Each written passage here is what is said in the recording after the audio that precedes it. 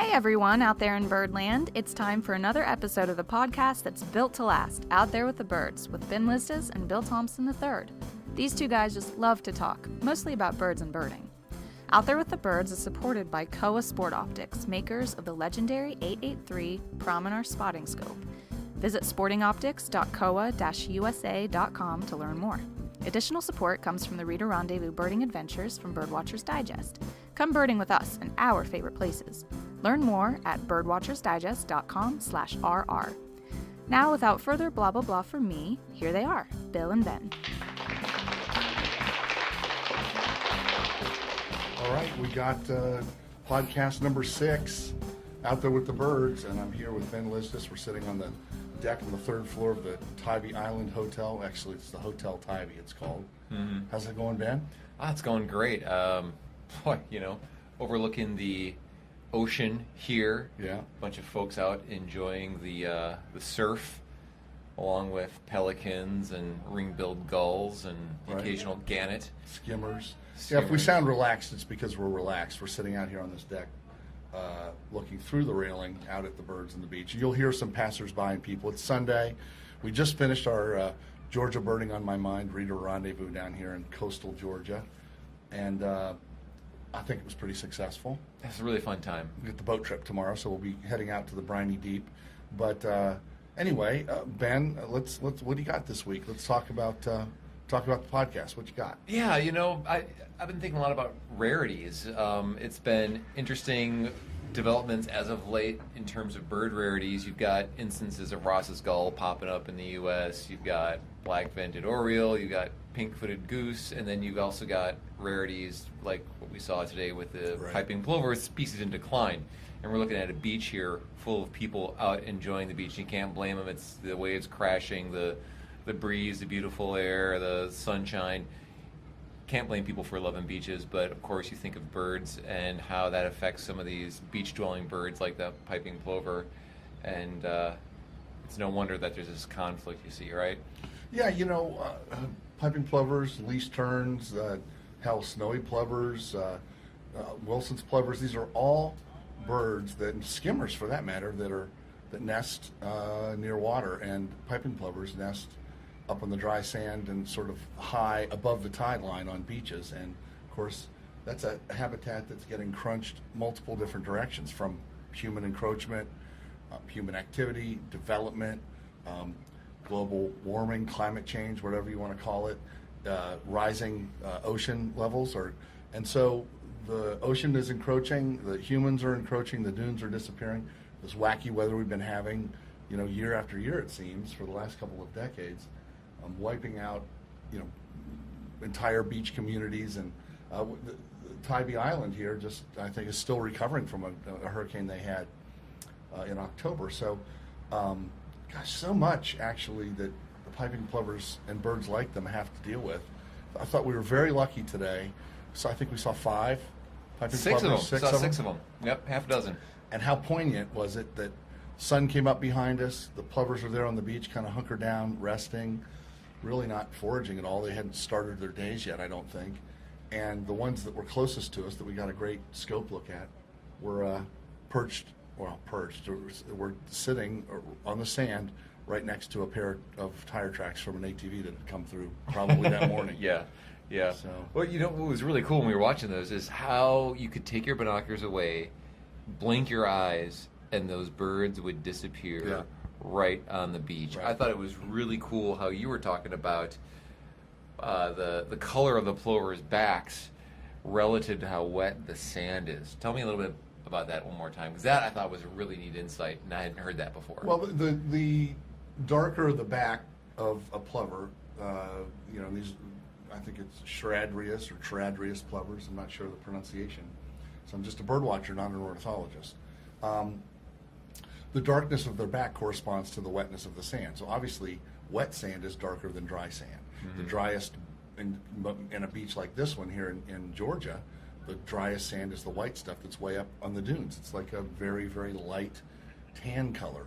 That's perfectly matches the tone of a piping plover's back. And piping plovers make their living, as I said, above the rack line, above the tide line, right up like next to the dunes in the flat. That's where they scrape out a little divot and lay their eggs, you know. And as you get closer to the water and the sand gets wetter, the plovers that make their living and feed and forage in those areas. Snowy plover is another one that's very pale. It's way up on the dry sand. So it's interesting as you're looking at these plovers, looking at the darkness of their back, where they make their living, where they spend their time, corresponds to that same color. Light, sandy tan backs are the plovers that are really high on the beach. Darker backed plovers are the ones that are lower on the beach, nearer to the water where the sand is wetter. Evolution's a pretty amazing thing, isn't it? Totally. And when I'm looking forward to it. when you can look at that and see that across a genus of birds, that variation, and it's amazing. Yeah, it's amazing. Nothing more you can say. And another bird that I had a chance to really appreciate from that evolutionary perspective, it was the skimmers. You know, so last time we had a podcast, we were talking about limpkin bills and how they're unique and how they curve for, you know, picking out the apple snail meat from the shells. And then you look at a bird like skimmers, another bird with a totally interesting and unique bilaterally flattened bill. Exactly. The bill structure, you can't miss it. And I'm trying to think of skimmers. What other birds do you know that have bill structures similar to a skimmer? Well, I don't really know that there are any. I mean, bird bills are fascinating things, and there have been people who've done studies of nothing but that. But basically, that's the way they make their living. So a skimmer needs to have a lower mandible that's longer and extended and sturdy, so it can skim along in the water and grab little fish and things like that it feels as it catches them and as it skims through the surface of the water. And I mean, it's such a weird way to make a living, to forage. And you know, very few other birds have it. Obviously, seed-eating birds have seed-crushing bills, and hummingbirds have bills that can reach in and tongues that can go out and access the nectar. So I mean, the bills tell the story, really. What's interesting, though, is that you see so many variations of seed-crushing bills or nectar extracting bills, and you'll see multiple species that have similar adaptive traits. Why haven't we seen other birds with skimmer type traits with that bill? All I can think is it's really a hard way to make a living. Yeah. And skimmers probably they're foraging in a niche that they've evolved to exploit, and probably nature didn't have it in her to produce other birds doing it. I mean, you look at woodpeckers. You got dinky little downy woodpeckers all the way up to pileated woodpeckers on this continent, and then farther south you've got all kinds of other wood creepers and things that make their living doing a very certain way of extracting food from whatever strata they're on. And it's a cool thing to see. I just think skimmers are super, super specialized, much like maybe a sicklebill or something like that in South America. So when you think about birds evolving and changing over hundreds, thousands of years, millennia, I often think about what role does vagrancy play in it. And occasionally you hear about these birds that show up out of the middle of nowhere, way off their course, and you wonder, are they charting new territory? Are they attempting to branch out to create their own little nub or their butt on the family tree, or they just have a screw loose? And that's been, I've been hearing about that as of late with that black-backed oriole. Late January in Berks County, Pennsylvania. This is a central Mexico endemic species of bird. Yeah. This would be first ABA record. What's it if doing it's accepted, there? what's Why it doing there? And is it a evolutionary cowboy, if you will, going out on its own? No, I don't think so. Yeah. I think this is just a weird bird. If it is not, in fact, a bird that somebody brought in as a caged pet bird, and it got away from a collection somehow, or an aviary, but. And what are the mechanisms that birders can rely on to? I mean, maybe rely is too strong a word. What are the mechanisms that birders can employ to determine if this is a legitimate, I say that in quotes, a legitimate vagrant, or if it is in fact a caged bird, escaped bird? Obviously, you know what birds are popular in the illegal bird trade, parrots, that kind of thing, but. This one seems to be kind of a head scratcher. It seems to be that there's people that really want this bird to be a legit vagrant. Yeah. Oh, here comes Starsky and Hutch. Wow. Official pace car of the 1972 Indianapolis 500. And then another car. Thank you for being part of our podcast. Get them There's Midas down the street. Anyway, I hope these cars are going to go, but if they don't, we're going to have to reposition. Wow. I don't think that blackbacked oriole is a scout for future range expansion at all. Is it a weird bird that just somehow took a flyer and got a wild hair and decided to fly north? I mean, what's it living on? You don't even know. So the first thing to look for when you see a bird like that is it banded? Yeah. A lot of birds that are in captivity are banded for that very reason, so people can keep track of them, so their caretakers can keep track of them. What about behavior traits? Well, actually, before we get into that, you should cage wear. Some people were jokingly using the hashtag cage wear on that bird, and on every bird that shows up that they're jealous they can't go to see. I guess it's kind of a joke among some of the birders jealous about rare birds showing up in their friends' regions that they're never going to get to see. And it's legitimate with something like a parrot. If a weird parrot, a hyacinth macaw showed up in Berks County, Pennsylvania, it's definitely not going to be a bird that, they're so rare. It's not going to be a bird that got there on its own. Did this oriole get there on its own? A lot of birds that show up overseas or show up from overseas here are ship assisted. They're birds that somehow got blown off course, landed on a ship, rode the ship into port, and got off the ship. I mean, we think the first cattle egrets that came to this country probably did so from Africa, coming across and landing somewhere in South America and working their way up. I don't know the exact origin of them, but I know that ships have assisted birds getting here in the past.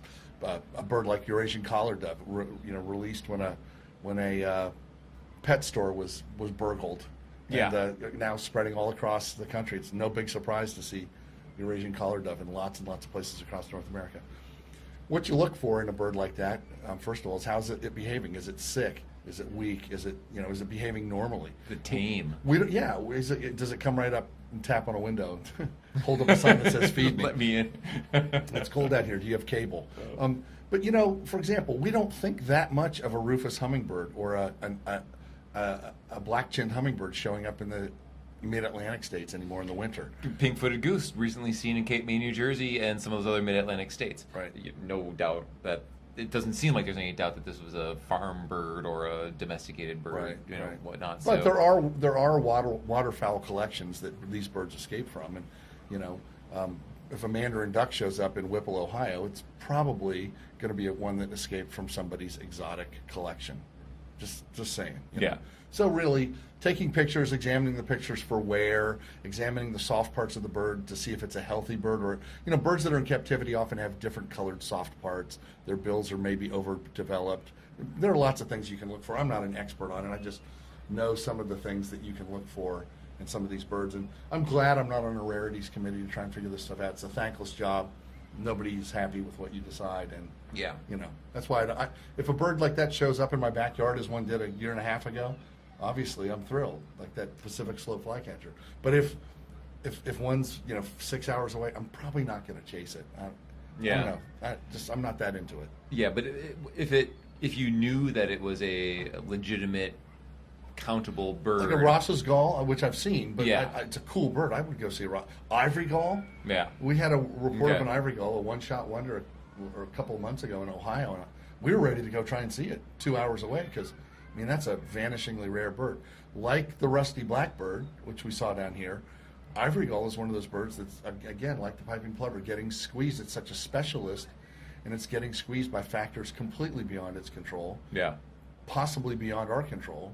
Rusty blackbirds get hammered because of acid rain, reducing their prey base in the boreal bogs, and they get hammered on their wintering grounds when they're down with mixed blackbird flocks and the rice fields getting sometimes sprayed with Avitrol and startled from field to field because they don't want these birds eating the rice. So rusty blackbird, we saw a bunch of them here in Savannah National Wildlife Refuge and the Harris Neck. We saw. And we say a bunch of them. We're not talking. Historically, their numbers were huge. I would say that when we look at what we saw here, by today's standards, perhaps we saw a bunch of them. But you can imagine as you see with so many blackbirds, these giant flocks of birds and massive populations, and it seems that that's a bird that it just is on an inevitable crash course with extinction almost, from what I hear. I said to our group during the rendezvous, pay attention to this bird, make sure you get a look at it, because it's got a really good chance of going extinct in our lifetimes, or maybe our children's lifetimes, or our grandchildren. It's just a bird that's dropped by a huge percentage. I don't know exactly what it was. I was thinking it's probably something like 80%. The late Russ Greenberg from the Smithsonian Migratory Bird Center made rusty blackbirds a special focus of his. He started the Rusty Blackbird Blitz every, I think it's February. He asks everybody to go out and report all rusty blackbird sightings.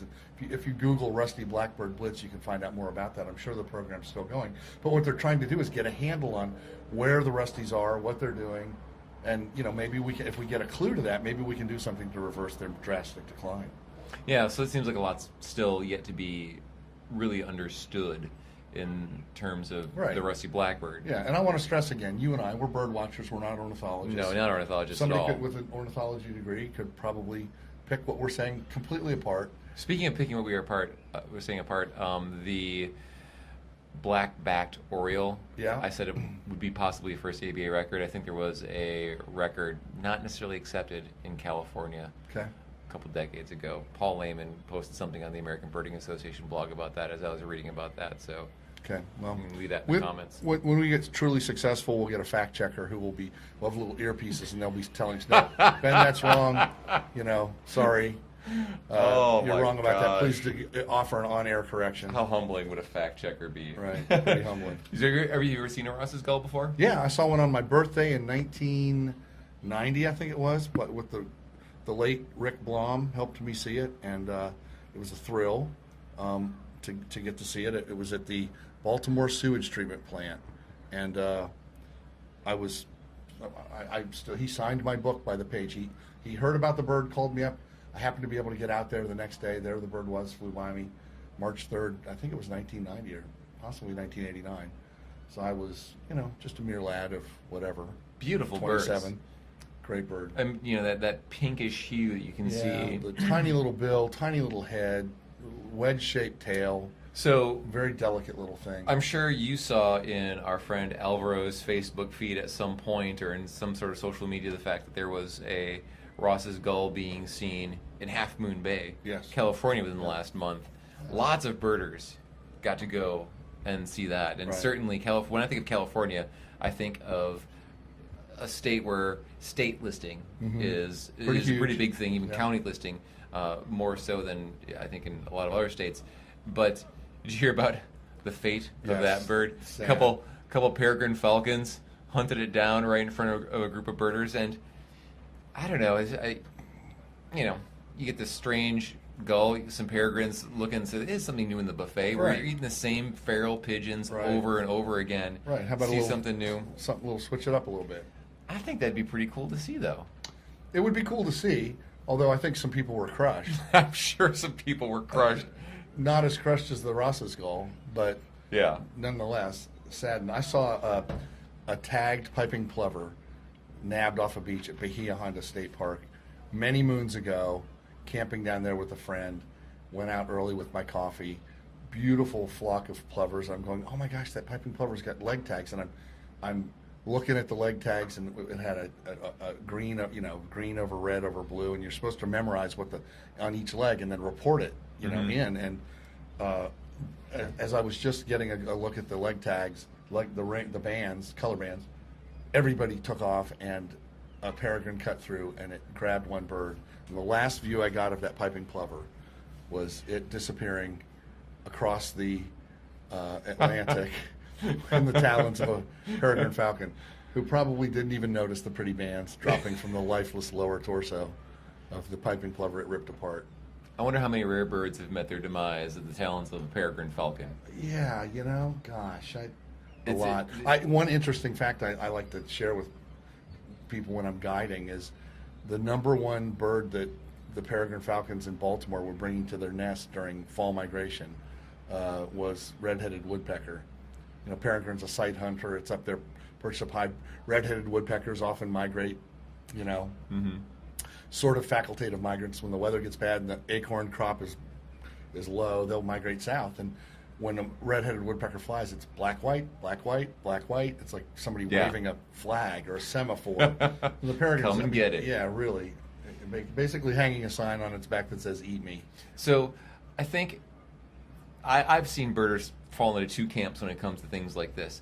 There are birders that empathize with the Ross's gull, the acorn woodpecker, the prey species, who essentially, when they witness something like that, have that tug on their heartstrings. Right. Oh, the poor bird. And then there are the bird watchers who empathize with the raptor. Yeah. You know, the bird that comes down and gets it and sees it as, look at that, nature, tooth and nail, going at it. What camp do you fall in? Would you say you fall in one of them? No, I don't. I mean, I'm sort of, I would straddle the divide there. I totally get that a peregrine needs to eat or a raptor needs to eat, you know, and certainly, you know, don't fault any bird for trying to make its living in this harsh world. You know, they can't just go to the store and buy chips and salsa like we can. You know, they got to go out there and find something and exploit whatever. Make a go at it. Right. Yeah. But, you know, I have to admit, there have been some times when I've read things like that Ross's gull where I thought, oh, dude, you know, couldn't you have eaten a Eurasian collar dove? Or, I mean, how about 20 starlings and a house sparrow? I mean, yeah. You know, but I don't know. Anytime I get to see a raptor do what it does, whether I'm looking at a you know, peregrine falcon or even a predatory bird like a Jaeger chasing after gulls and trying to, you know, hawk fish from gulls, that type of a thing.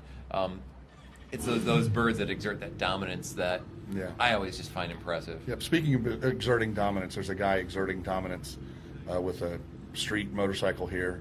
At the beach. At the beach. Because people enjoy beaches. Right, they do, with their motorcycles. Hats on backwards. My hat's on forwards. I feel so out of place. There he goes. Bye.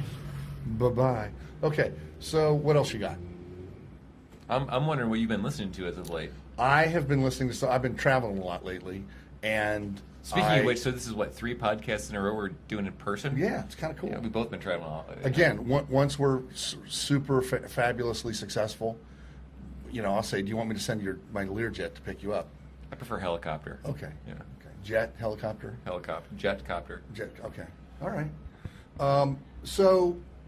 I was getting ready to fly over to Europe early last week, and which sounds like the last time I was flying to Europe.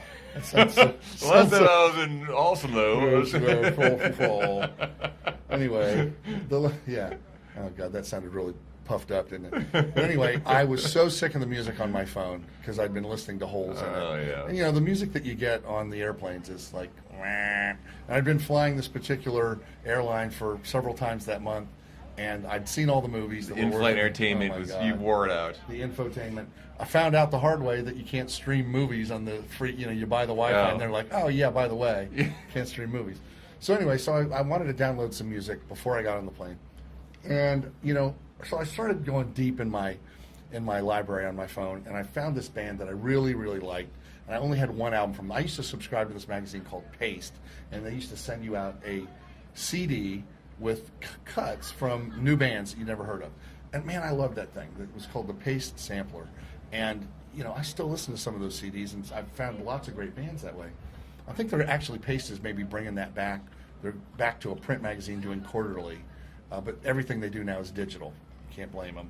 Anyway, this band Midlake that I heard years ago. I love Midlake. There was an album they had called The Trials of Van Occupanther. Great album. And there was a song on there called Roscoe. Yeah. I just loved that song. It was so well done. It was so well arranged. It was so well written. Great vocals. Really interesting. Like, I love to listen to a song and then listen to it again and like tune into like what the background instruments are doing, what pads they're putting down underneath the vocals, what effects they have on the guitars, all that kind of stuff. And Midlake it was the symphony of stuff, way beyond what most pop music is these days. So I thought, well, you know what, I like Midlake. I'm going to go find another one of their albums. So I found this album of theirs called Antiphon that I downloaded and listened to, and it's one of their earlier albums. It's not quite as polished, maybe, and you know, it's a little bit more ethereal. But I really, really liked it, and it got me, you know, at 45 minutes into the flight. And I was also cruising through, and you know how iTunes will suggest other bands you might like. Yeah. I got a suggestion for a band called Cloud Nothings. I Never don't know heard that of one. them. Never heard of them. Thought, okay, I'll listen. So the iTunes music store lets you listen to a cut, and I listened to 3 or 4 cuts off this album called Life Without Sound, and I liked them, so I downloaded the album, and I really like it. I really like it. It's sort of edgy, thoughtful punk, not punk, pop, edgy, thoughtful pop, without being sappy and stupid and repetitive. And I can't stand a band whose songs all sound the same. Yes, and Midlake was one of those bands. When I first heard the Trials of Van Panther, I was like, really? Yeah, really? 'Cause their and then I songs are- listened the second time, and Yeah. I just fell in love with it. It was like a 2-listen. It's like drinking Lefroy. Yes. The first sip, you're like, oh my God, somebody cleaned the creosote out of their chimney and liquefied it and put it in this glass. And the second sip, you're like, oh, I think this reflects the peaty essence of the bogs in which Your this- tastes become instantly refined, Right. huh? And then the third, you look down, you're wearing a kilt, you've got a giant long beard, and your bagpipes start playing in your head. You're like, I love this stuff, give me another one. But it's this, what I love about music is you can go into it and swim around. Yes. And sometimes come out. So those are 2 recommendations for our listeners out there. Midlake, great band to check out. The And- Trials of Van Panther. Yeah, that's the album that That's you the get. album you And get. then the Cloud Nothings, I like them. I'm not a paid endorser. I just like them. I listen to them. I'll probably listen to them tomorrow when I'm driving home to Ohio. I'll have to hunt that down. Yeah. All right.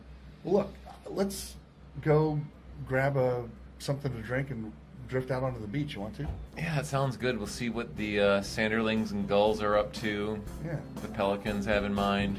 All right. Maybe we'll see some skimmers go by and a gannet. Maybe some motorcyclists, Yeah. Exactly. ATVers. Maybe some. Can't we all get along? I'm sure we can. I just hope we don't see any unexpected banana hammocks. Check you later, buddy. All right, see you, Bill. Bye. That's a wrap for this episode of Out There with the Birds. Special thanks to Koa, our optics sponsor. Learn more about their fine line of birding products at sportingoptics.koa-usa.com. We're also supported by the Reader Rendezvous Birding Adventures from Birdwatchers Digest.